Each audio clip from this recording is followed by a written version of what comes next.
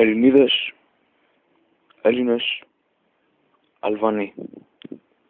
Καλώς ήρθατε στο debate που θα διοργανωθεί σήμερα από όλα τα κανάλια της ελληνικής τηλεόρασης.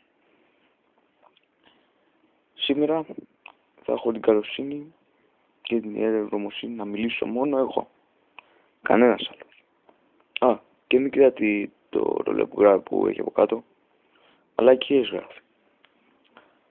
Λοιπόν, ακούστε. Θα ψηφίσετε εμένα,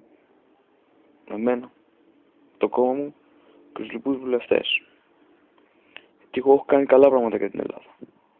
Έχω αυξήσει τα πάντα στην Ελλάδα.